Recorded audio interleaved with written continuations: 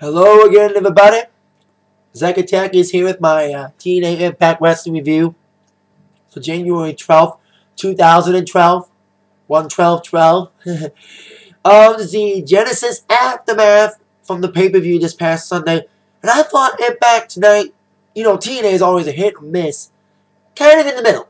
There was 4 matches tonight. First 2 matches were kind of iffy. The last 2 were pretty decent, despite the main event finish. We also had a match made for next week, which I'll announce soon, and a new number 1 contender.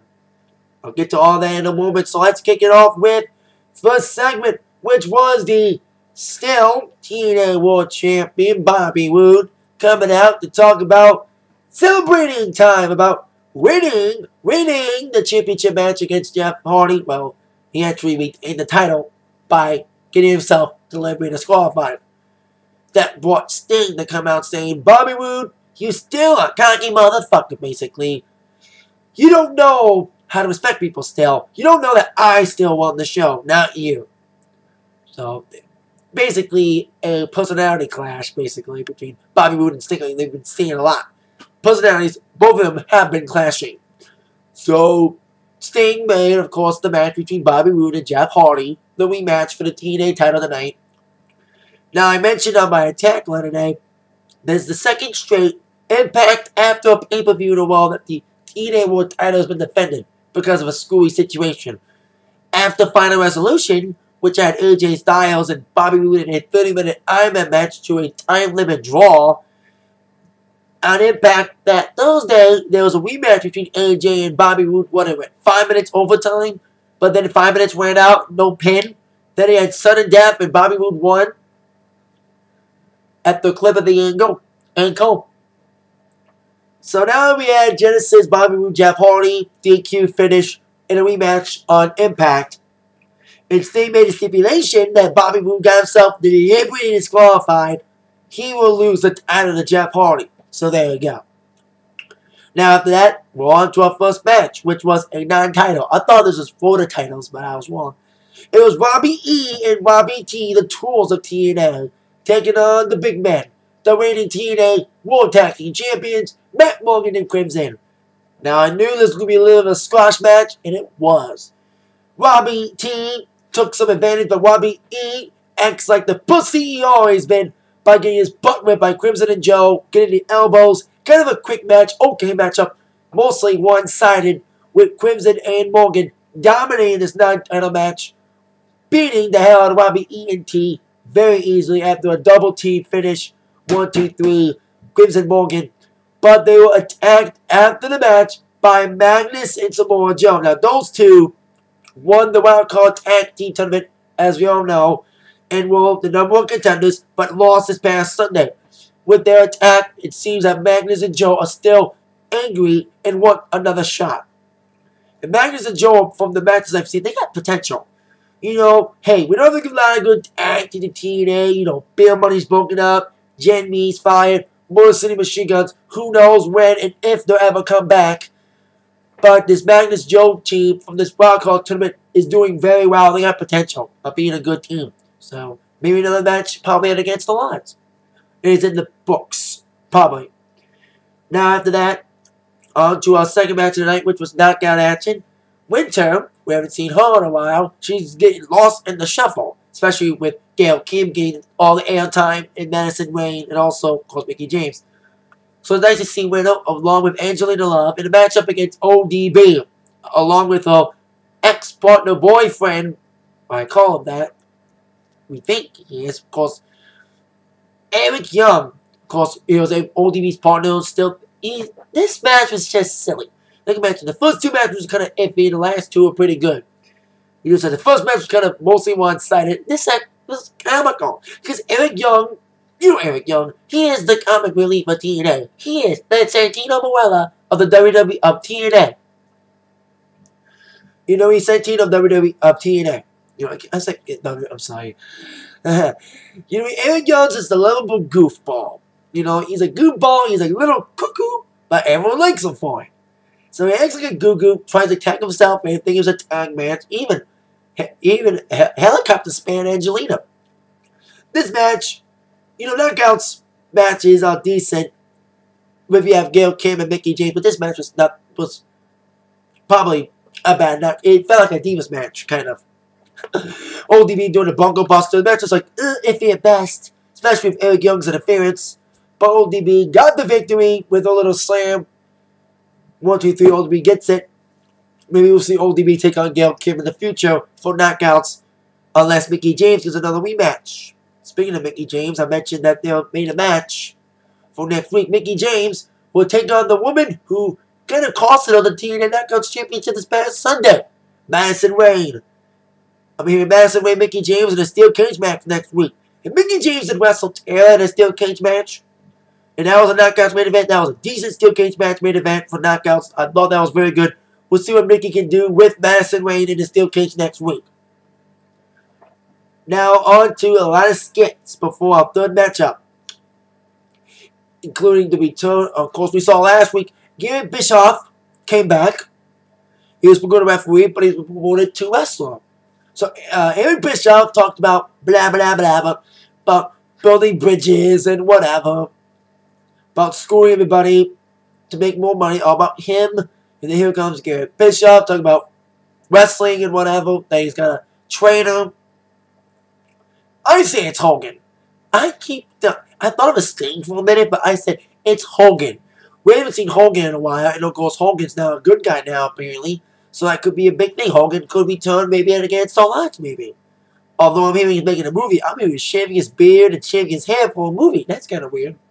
See how that turns out. We also saw a skit involving AJ Styles and Kazarian. Now, of course, as we saw last week, AJ and Kaz were in the Wildcard Tag Team Final against Joe Magnus. But Kaz walked out on AJ Styles. Now, I keep saying that you didn't see him deliberately do it. He was probably forced to do it by Christopher Daniels. Daniels kept saying that he's better than AJ and whatever, and Kaz couldn't tell his side of the story. Because, you know, probably Christopher Daniels has his contract up. Who knows what the story is of AJ and Kaz, and Daniels will probably develop this feud in the next couple of weeks. Maybe there's like something like blackmail or something. Maybe that's why, because maybe Christopher Daniels is like, Kaz, you gotta sign with me, or I will reveal this about you. We don't know if that's true or not, but probably the real reason why Kaz is teaming up with Daniels may end up coming out in the next couple of weeks. This feud will develop a lot. Especially, I smell Kaz, AJ, probably wrestling against All Odds as well. So, there you go. We had James Storm coming out, wanting a rematch against Kurt Angle after what happened Sunday. Kurt Angle came out not in his wrestling gear. Storm came out in his wrestling gear. And Angle's like, I'm not ready to wrestle. I came in the party, baby, after beating you. But Sting made the match, as we all knew that there was going to be a match between Storm and Angle tonight. Winner will get a shot at the TNA World Champion, whoever that will be, which I will reveal in a few minutes. The result of the main event. So we had Kurt Angle and Storm, because Kurt Angle wasn't ready. During the break, Angle was getting dressed.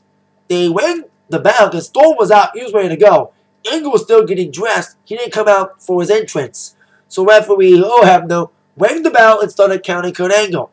And here comes Kurt Angle still putting on his tights, running out to beat the count. Basically, this fight, it was basically a fight, not a wrestling match at all. And like I said, the first two matches were pretty rough. This is the first really good match of this Impact. Now, it was a pretty good physical fight. Pretty back and forth action. Kurt Angle having control. And, well, Storm had control for most of the match. Then Angle took control for a while. And they both used deliberate copies of their own moves. Because, well, Storm used an ankle-lock move at Angle. And Angle tried spitting beer in the face of Storm. And nailed a little bit of a super kick. But it was Storm who got the victory on Kurt Angle. Kurt Angle got his own little cold breaker. And of course, Storm's own version of the last call kick. 1, 2, 3. James Storm wins it. And will go on to meet the TNA champion, whoever that will be, which I'll reveal in a moment. So I thought it was a pretty good main event. This match was pretty physical. Very physical. Angle was bleeding a little bit from the mouth.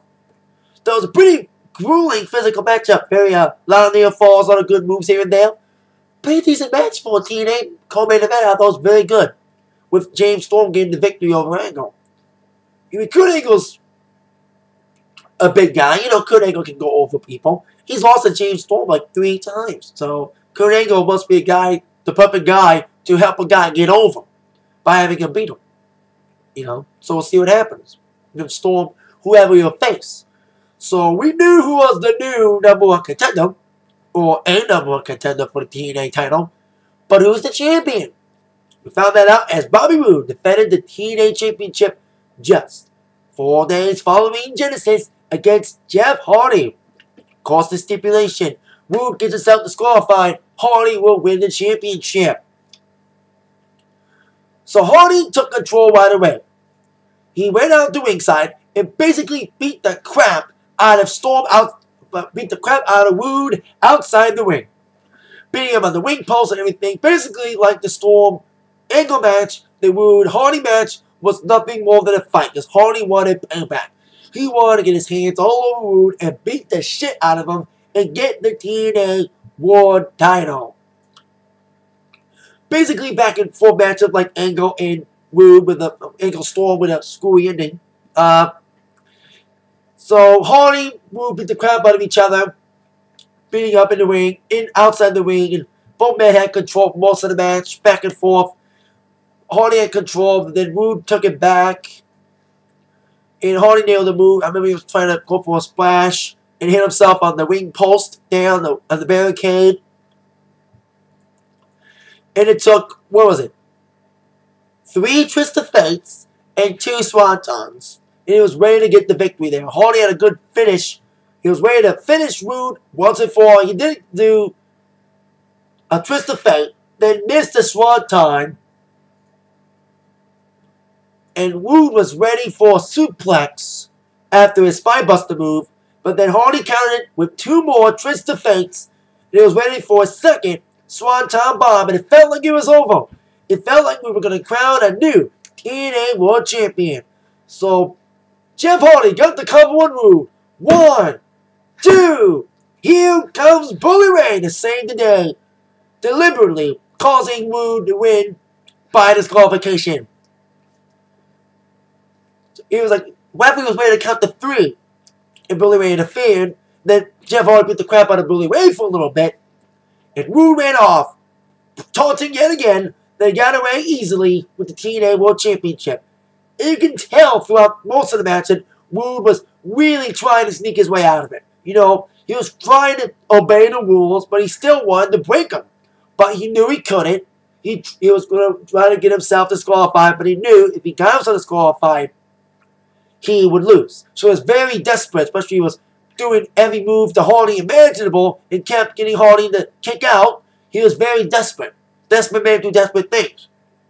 But like I said, kind of a clean matchup until, like I said, Bully Ray interfered, causing Hardy to lose. So who knows? Maybe they're making a triple threat. Maybe it'll be Hardy, Storm, and Roode against all odds. Unless they give James Storm a match next week. But who knows? They didn't say when Storm was going to face the champion. They just said that whoever wins the Storm Angle match, we're going to shot against the champion. But they didn't say next week on Impact. They didn't say against all odds. So Storm's a #1 contender. But now Hardy probably wants another rematch after losing to Bobby Roode yet again by disqualification with Bully Ray interfering. So who knows what's going to happen if Roode's going to have to be in a triple threat with Storm and Hardy at a pay-per-view or not. But we'll find it out in the next couple weeks to come. Maybe next week. But next week, as we all know, will be Gail Kim's buddy, Madison Rayne. What happened to Knockouts Tag Champions, who threw in a brass knucks to Gail, but Nikki got caught using them. And Gail's friend, like I said, Madison, will take on Mickie James in a steel cage match next week. But like I said, tonight's Impact was decent tonight. You know, the last 2 matches, Storm and Angle, and Roode and Hardy, despite the ending, were very good. The first 2 matches was kind of, you know, one-sided and silly. So there you go. That is my TNA Impact review. Thank you very much for watching. I very much appreciate it. And I'll see you all later. With that in mind, you've all been attacked by the review from Zach. Thank you all very much. See you later. Have a good night. See ya. Oh, yeah.